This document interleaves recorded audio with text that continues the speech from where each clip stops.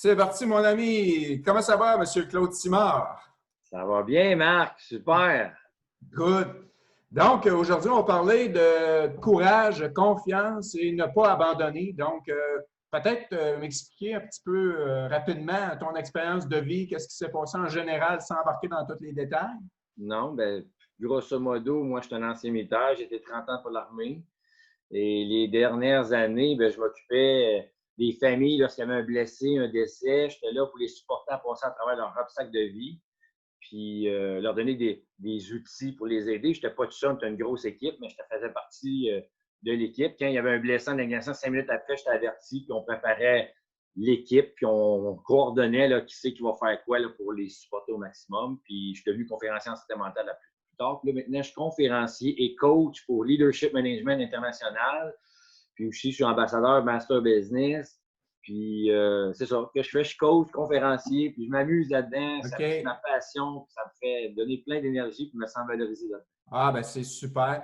Et puis, ton expérience de le fond avec les gens, comment que tu apportais l'aide pour aider les gens à garder le courage à travers ça? C'était quoi? Ben, depuis que je suis jeune, même avant de rentrer dans l'armée, j'ai tout le temps été une personne qui aidait les gens. Puis je sais pourquoi les gens ils ont le don de se confier à moi, de leurs problèmes ou leurs bonnes OK. choses. Ah, ouais, OK. Puis j'ai la main sur le cœur, il faut dire, mais puis ça a tout le temps été. C'est pour ça qu'à la fin, ils m'ont engagé en santé mentale. Mais même dans l'armée, le monde me contait des problèmes. Le monde, ils vidaient leur sac, des secrets, tout ça. Puis Ah, ouais. j'ai appris énormément à travers ça. Même dans l'enfance aussi, le monde me racontait leurs problèmes sans être un psychologue, travailleur social. OK. J'ai appris beaucoup, beaucoup. Puis c'est ça, moi, à un moment donné, j'étais à Chypre, en Grèce. À toutes les fois qu'il y avait une mission en Afghanistan qui se terminait, je rencontrais 2000, 2500 militaires, puis on montrait comment faire la transition. Puis je peux dire quoi, j'en ai fait des interventions en santé mentale. Ah, ouais. Puis c'est ça qui fait que j'ai pris beaucoup d'expérience dans ce domaine-là. T'avais-tu étudié en psychologie particulière ou? Oui, j'ai fait des cours sur TELUC, bien sûr. J'ai fait une panoplie de cours, intelligence émotionnelle, le non-verbal. J'ai fait des cours de PNL, mais euh, à condensé, qui ne me donne pas de certification, mais je connais tout ça. Puis l'armée aussi m'ont formé en santé mentale, qui ne s'est pas reconnu à l'université et tout ça, mais je peux vous dire quoi, j'ai passé il y a quasiment 20 000 militaires que j'ai fait des interventions avec eux autres, je peux vous dire quoi, avec une équipe de santé mentale. Souvent, on travaillait en pair, un travailleur social, un psychologue, avec un militaire qui est en opération. Fait qu'être un militaire, on faisait une intervention avec eux autres. Les premières minutes, c'est moi qui parle, parce qu'on a un langage militaire à militaire, que l'ouverture est pas mal plus facile. Puis là, moi, je transférais la crédité euh, au travail social, puis aux psychologues, ils disaient hey, fais-y confiance, ils ont tous les outils pour guider, t'aider. Moi, je peux te comprendre, mais eux autres aussi, tu serais surpris comme ils peuvent comprendre qu'est-ce qu'on a vécu. Ils ont tellement aidé des gens parce que souvent, eux autres disaient je veux rien savoir, travail social, psychologue, ils n'ont pas été en Afghanistan, ils ne comprennent pas ce que j'ai fait. On fait tout l'autre, tu comprends. Oui, c'est vrai, mais ce sont les meilleures personnes pour t'aider à t'en sortir. Puis ensemble, on est full package. C'est ça que je faisais un peu. Fait que j'ai appris beaucoup sur le tas aussi là, à travers de ça. OK, t'es aidé à reprendre le cap parce que souvent, là-dedans, tu as des gens avec des chocs post-traumatiques. Là. Oui, c'est ça, exactement. Puis oui, il y a des gens post-traumatiques, mais on est porté à oublier surtout des fois la famille qui supporte, qui aide ces gens-là, qui vivent eux autres aussi. Puis c'est ça qu'on faisait, on donnait des outils aussi aux familles, pas juste aux militaires. Là. Les familles aussi, les militaires reviennent, moi je donnais des séances d'information aux familles militaires. Voici qu'est-ce qui peut se passer, voici qu'est-ce que vous pouvez faire, ainsi de suite. Fait que ça, c'est un full package. Que donner des outils aux militaires, puis les autres ne savent pas quoi faire, c'est pas aussi complet. Là. Alors, OK. ça, c'était quelque chose qui était vraiment, vraiment intéressant, autant avec la famille qu'avec le militaire. Wow. Ça veut dire que tu as été proche des gens, en relation proche avec les gens. Oui, puis aussi, je trouvais ça intéressant. On avait un groupe qui s'appelait le groupe de soutien au déploiement. Fait que nous, qu'est-ce qu'on faisait avec les familles pour garder déjà un contact puis tâter le pouls, comment que ça allait dans la famille? On faisait une activité, aller à cabane à sucre, aller faire village vacances dans le quartier. À chaque semaine, chaque fin de semaine, il y avait un après-midi qu'on invitait les familles, que les chums en déploiement, puis les activités quasiment, c'était quasiment gratuit, là. Vraiment à peine des cents qui payaient. Puis ça nous permettait de tâter le pouls. Puis après, quand il arrivait qu'il y avait vraiment un problème, bien, le lien était déjà formé. Fait qu'il y avait déjà confiance en nous autres. Fait que c'était beaucoup plus facile de faire de l'intervention aux familles et aux militaires après ça. Fait que c'était vraiment intéressant. Ça veut dire que ça aidait les gens.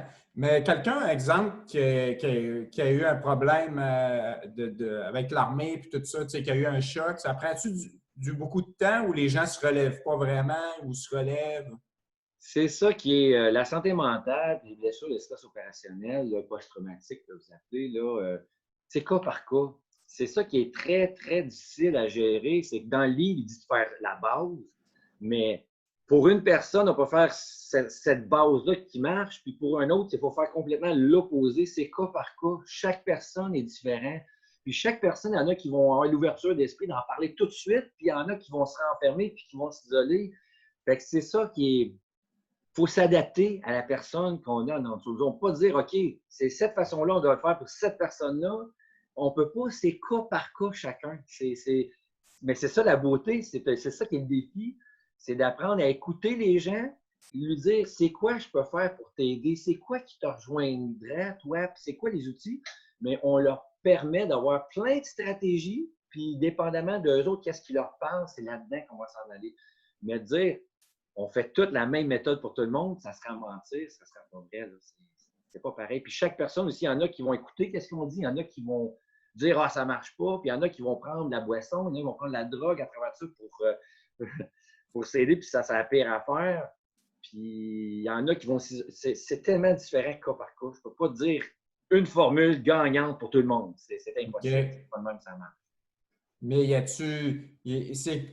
y a la volonté personnelle de l'individu, là. C'est sûr, tu as raison, Marc.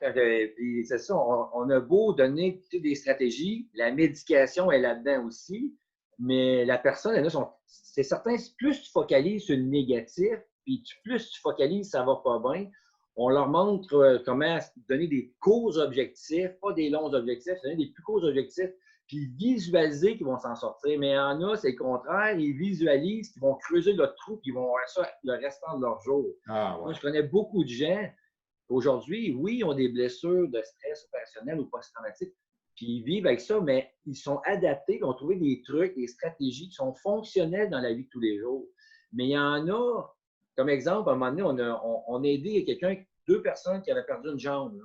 Puis il y en a un que lui était full positif, puis l'autre était full négatif.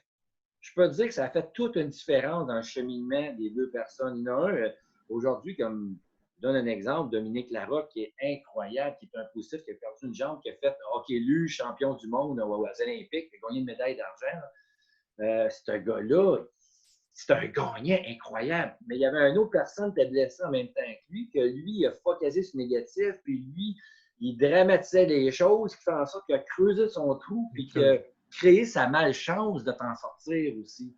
Alors, l'attitude de la personne fait une méchante différence dans la guérison. C'est comme à l'hôpital, quelqu'un qui dit ah, je vais mourir. Bien, s'il se convainc qu'il va mourir de ça, il y a bien plus de chances d'en mourir. C'est ça. C'est l'attitude, hein? C'est ça, c'est de dire je vais m'en sortir, je vais avancer, je vais progresser, puis les choses vont changer. C'est ça. C'est pour ça que ma chaîne, c'est le leadership personnel pour aider les gens à comprendre que la base, c'est soi-même. Si tu veux être malheureux toute ta journée, tu as le choix. Si tu dis je vais décider d'être heureux, je vais être dans la gratitude le reste de la journée, ben, tu as le choix pareil. Exactement. Je suis tellement d'accord avec toi, Marc. Puis moi, c'est ça. J'ai fait un cours d'1 an en leadership management international. Ouais. Puis, ouais, dans l'armée, j'étais un leader, j'étais un supérieur. Mais avant tout, quand j'étais jeune, j'avais 6-7 ans, j'ai toujours été capitaine de mon équipe de hockey. Ah, okay. Le leadership, oui, je l'ai appris dans l'armée, mais depuis 7 ans que j'ai du leadership, depuis 7 ans que je rassemblais des gangs de gars pour jouer au hockey dans la rue, j'appelais du monde, le monde me suivait. Le leadership, je l'ai naturel. Mais des fois, on a des personnes qu'on les met dans un poste clé, directeur, président, qui n'ont jamais suivi de cours de leadership.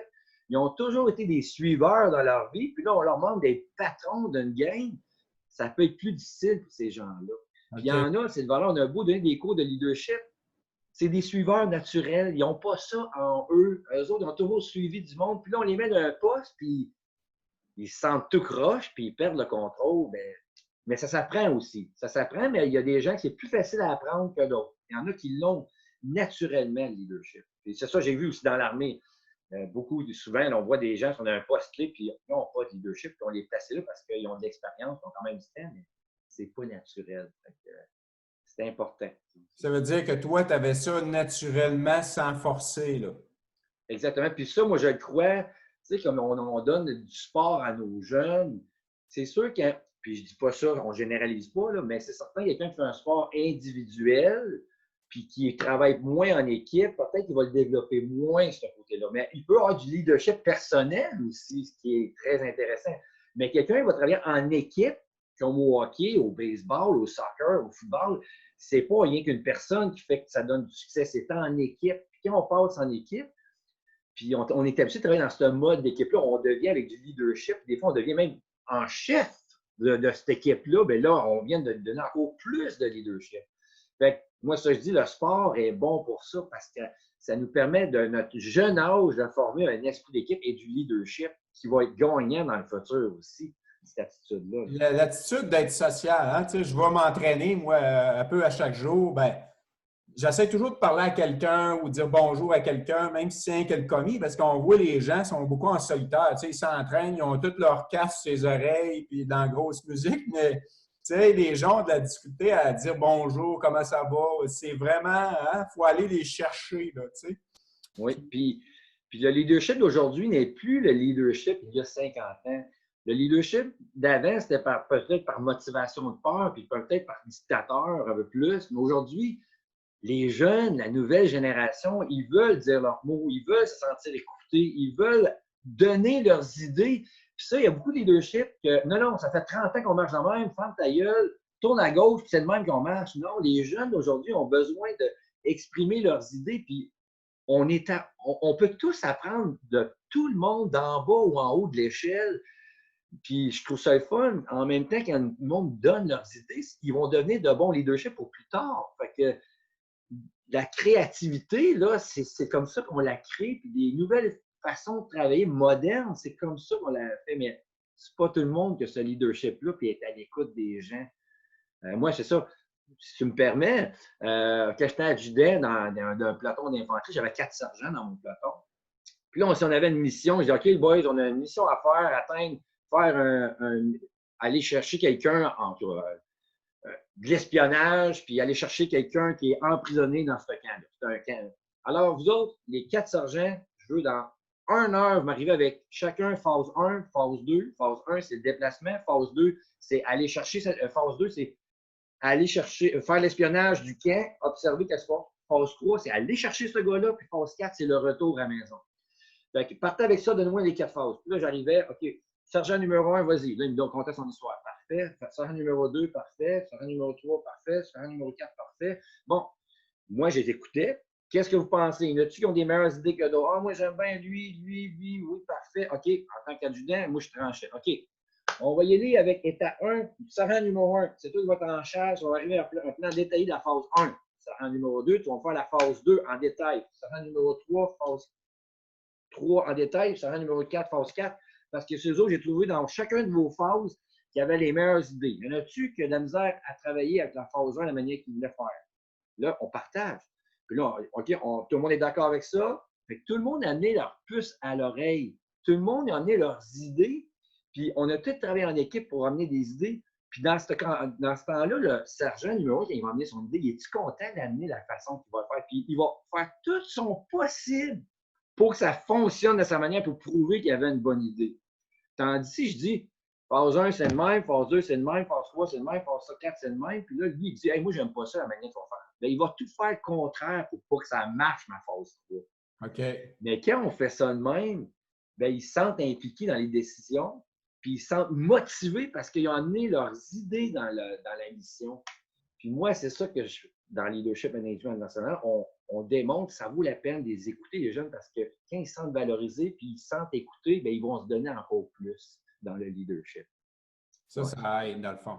Fait que toi, tu as appris ça naturellement. Je dirais le leadership, ça n'a pas été trop compliqué. Mais as-tu des trucs, mettons, pour les gens qui voudraient augmenter au moins de base leur propre leadership par rapport à leur propre vie, propre automotivation personnelle? As-tu des trucs, des fois, que les gens.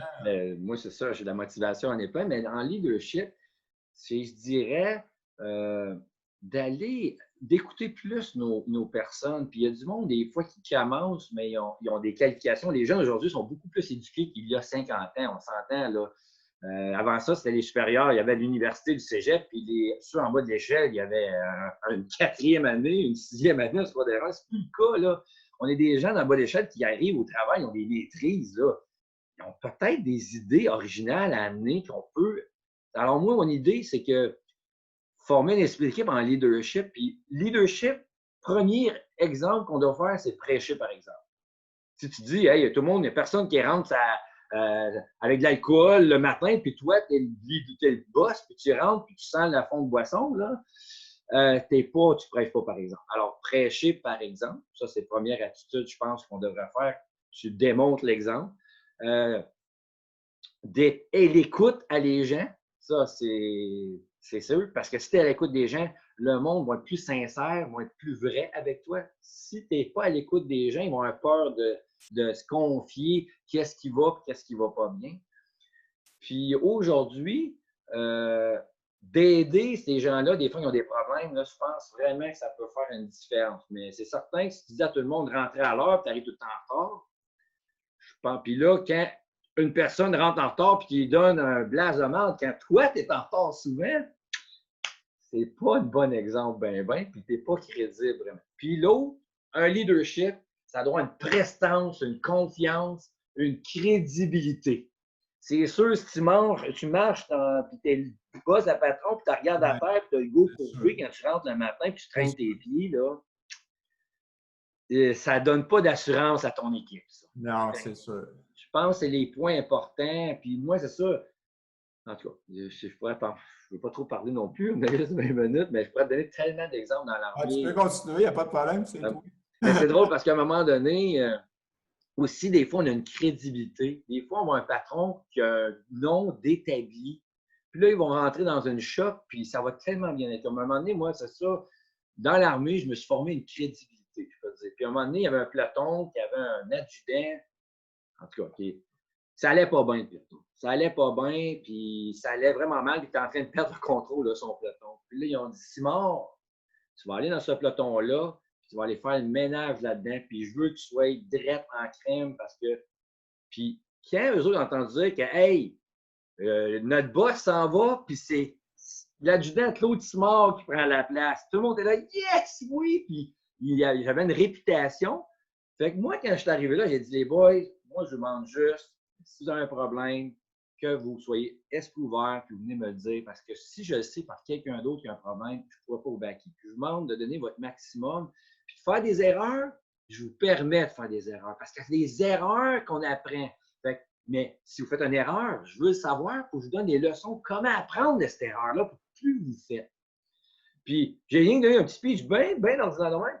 Mais moi, je n'ai jamais eu de problème avec ce peloton-là parce que qu'est-ce qu'ils avaient entendu parler de moi auparavant, que j'étais crédible, ils ont soudainement été fins puis ont dit, hey, on va s'organiser pour qu'il reste dans le peloton, ce boss-là. Fait des fois, c'est quasiment injuste. C'est quasiment injuste, des fois. Mais si tu as une mauvaise réputation, puis tu pognes un poste de boss après, c'est de valeur, mais ça suit ton histoire. Ça te suit ton histoire. Ton histoire, c'est de valeur. Ton expérience dans le passé peut contaminer ton leadership. Ah absolument. Ouais. OK. Fait que ça j'ai appris ça aussi dans l'armée. Ouais. Il faut être authentique à ce moment-là. J'ai eu des problèmes dans le passé, mais là, j'améliore ma situation. Puis tu as raison. Je trouve ça intéressant ce que tu dis. J'ai déjà vu du monde qui n'était pas des bons suiveurs. Bizarrement, pas des bons suiveurs. Puis sont devenus d'un poste clé des boss. Puis il a dit, hey, les boys, donnez-moi un mois que je m'adapte au patron. Puis si je fais des affaires croche, ben, vous me le dites, puis je vais me réajuster. Puis ça, ça, c'est authentique. Ça, je trouve ça correct de dire ça. Il y a un apprentissage. Même comme patron, tu as un apprentissage des fois quand tu pognes un nouveau poste. Tu ne peux pas venir bon au jour au lendemain quand tu pognes un nouveau poste, une promotion. Mais ces gens-là, souvent, ils réussissent plus parce que le monde, ils disent, OK, on va lui permettre de faire des erreurs comme patron, puis même, on va peut-être donner des petits guides, puis en équipe, je trouve que ça donne beaucoup plus de résultats. Puis arriver là, dire, je connais tout, vous n'avez rien à me dire, puis on va changer ça de ma manière à partir de maintenant. Non, on garde les choses aller avant de prendre des décisions, puis changer tout dans la boîte. Donc, je trouve ça intéressant aussi. C'est ça. Puis, mettons, on est les médias sociaux aujourd'hui sur Internet, c'est sûr que tout le monde te voit, tu sais. Ça fait que si tu ne comptes pas la vérité, bien, à un moment donné, le monde va le savoir. Tu sais, il faut que tu sois authentique. Tu sais, moi, je dis au monde, bah, écoute, j'ai eu tel problème dans ma vie, faut que je fasse attention à ma santé. Puis c'est normal, tu sais, je veux dire, si tu dis que toi, t'es fort, t'es gros, puis c'est pas vrai, ben ça marche pas. Tu sais, faut que tu dises tes faiblesses. Tu sais, faut pas que tu passes pour un menteur en ligne. Tu sais. Non, puis je pense, le monde apprécie ça souvent. Tu dis, hey, j'avoue, j'ai pris une mauvaise décision. J'ai pris une mauvaise décision, on a appris cette décision-là, on va s'ajuster pour la prochaine fois. Je trouve que c'est correct de le dire, ça. Parce que la part du monde, là, dans leur vie, vont prendre 95 90 de bonnes décisions. Puis, ils vont en prendre 5 à 10 de mauvaises décisions. Mais savez-vous quoi? Le monde ne parlera pas des 90-95 des bonnes décisions qu'ils vont prendre. Hein? Le monde ne retiendra pas les 95-90 fois qui étaient positifs et amener des résultats. Ils vont parler des 5 des fois que tu as pris des mauvaises décisions, puis ça, ils vont le retenir. Le monde est mal fait pareil. Hein? On est chien, on est dur avec les gens. Ben oui, c'est ça. C'est normal de faire 5 à 10 erreurs dans ta vie. C'est normal d'en faire. Mais on ne le permet pas ça à beaucoup de gens de le faire. C'est que l'individu, en partant, quand tu n'as pas une bonne confiance et une bonne estime, tu vas probablement attaquer ou tu vas juger très rapidement ton semblable. Tu sais? Absolument. Absolument. Mais d'être conscient que tu as fait une erreur, c'est correct. Mais dire non, je n'ai pas fait une erreur, puis là, tu continues dans cette voie-là, puis j'ai raison, bien là, tu peux perdre ton équipe des fois. Ah, t'es fini. Tu peux perdre ton équipe. C'est la meilleure façon de se retrouver tout seul, ça. Absolument. Absolument. Puis, un patron, là, un bon patron, ça fait que ça motive ton équipe. Ça fait le monde a plus le goût de travailler. Mais quand tu as un patron qui est mauvais, ça démotive ton équipe, puis tu as plus de misère à garder ton monde à cette job-là. Moi, j'ai coaché une équipe. Ah, je ne veux pas, ouais, c'est ça. Je ne veux pas trop donner. Je n'irai pas trop dans le détail, mais j'ai coaché une équipe que le boss, il disait jamais à son monde qu'il faisait une bonne job. Là, je dis, toi, parce que c'était le point tel, il fallait que moi, je l'amène à se sentir valorisé les gens. Fait que lui, à la fin de la semaine, jamais il disait bravo les boys, les gars, bonne job. Il disait, tu dis-tu des fois bravo les boys, bonne job? Jamais. Ils n'ont pas besoin. Ils savent, ils font bonne job. Voyons donc. J'ai dit, il va te poser une question, as-tu des enfants? Il dit, oui, j'en ai 2. Il dit, tu dis-tu à tes enfants des fois que tu l'aimes? Pas besoin. Ils ont quel âge, les enfants? 15 ans. Tu n'as jamais dit que tu les aimais. Ben non, pas besoin. Ils savent qu'ils les aiment. Je travaille comme un malade pour payer toute question, là. Hey, voyons donc. Ah. Non. Oui, ils savent qu'on te les aime. Ah. Mais ils ont un besoin que tu leur dises. C'est pas basé sur l'argent et le matériel. Tu sais, le leadership, la confiance, là, hein? Tu sais, les gens ils disent mais j'ai la maison là, je vais être heureux, je vais avoir confiance en moi. Mais j'ai tant d'argent, je vais avoir confiance. Ça ne marche pas de même. Ça ne s'achète pas au magasin. Tu sais, je veux dire, tu peux être cassé puis avoir la plus belle journée de ta vie. Puis tu peux être bien milliardaire puis avoir la journée la plus dole de ta vie. Tu sais, c'est ça. Fait que dire que tu aimes tes enfants, tu devrais le faire tout le temps. Puis dire au moins une fois par semaine à tes gens, bravo les boys, la job que tu as faite. Bravo. Mais il y en a des boss, ils ne donnent pas la tape dans le dos à leurs gens. Puis ça, là, les gens, ils ont besoin de dire bravo, bonne job, une tape. Dire un vendredi après-midi, hey, vendredi après-midi, on fait un get-together, une petite bière. Venez-vous-en au bureau, tout le monde, on va faire un petit speak, un petit. Là, tu donnes une bière à tout le monde. Bravo, la job qu'on a faite cette semaine, on a performé en crime. Penses-tu qu'ils ne se donneront pas la semaine d'après quand tu fais des affaires de même une fois de temps en temps? Effectivement, oui? C'est sûr. Fait que c'est ça. Du leadership, c'est tout un mélange de ça. Puis il y en a plein d'autres, on s'entend. Le monde a besoin de se sentir valorisé. Ils ont besoin de se faire aimer à job. Puis ça, dans ce sens-là, c'est de la motivation. Mais il y en a les boss qui ont le don de démotiver les gens. C'est ça qui est. Yeah, c'est ça. Valoriser l'individu, l'apprécier, l'encourager. En terminant, peut-être as-tu deux, trois trucs. Tu sais, quelqu'un qui est dans la cave, ça va pas bien. Tu sais, il est vraiment dans un trou de vie. Là, tu sais, il a de la misère à remonter. Tu sais, as-tu deux, trois affaires Mais que tu pourrais dire? j'ai vraiment une vidéo. Moi, je vais le faire rapidement, là, mais je vous partage d'abord mon vidéo, la résilience. C'est une vidéo d'une minute sur claudesimard.ca qui parle justement de. Il y en a, lorsqu'ils se regardent dans le miroir, là, ils ne s'aiment pas. Ils n'aiment pas la personne qu'ils voient dans le miroir. Ils n'aiment pas cette personne-là. Soit physiquement ou mentalement, ou la personne qui dégage, ils ne l'aiment pas.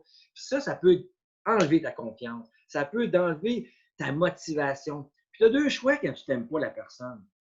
C'est tu changes cette personne-là par du développement personnel, par l'entraînement physique, je ne sais pas si c'est physique ou quoi, ou la personne, mais tu la changes, cette personne-là, ou tu apprends à l'aimer de la façon qu'elle est.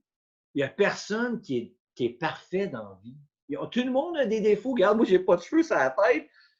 Je n'ai pas de cheveux sur la tête, mais j'ai d'autres qualités. Ben oui. Je suis quand même pas pire pareil, même si je n'ai pas de cheveux sur la tête, mais je commence pas à me dire que je suis un bon à rien, parce que je n'ai pas de cheveux sur la tête, ou je suis ci, ou je suis ça. Mais il y en a qui focalisent plus sur le négatif, puis tout le temps sur le négatif, au lieu de leur force et le côté positif qu'ils ont. Parce que c'est ça qu'ils vont faire, qu'ils vont réussir dans la vie. C'est pas le négatif d'eux autres, leurs défauts qui vont les faire réussir. C'est sur leur force. Mais le monde, ils se voient comme des petits minous, des petits chatons tout fragiles dans le miroir, puis pas résilients. Non! Vois-toi comme un lion, un tigre, qui a une prestance, qui a une confiance, qui fait en sorte qu'il va avoir des résultats. Mais dites à vous dans le miroir, maudit que je m'aime, même si je t'aime pas, à tous les matins, tu dis maudit que je m'aime, puis tu t'embrasses dans le miroir, aussi fou que ça, oui!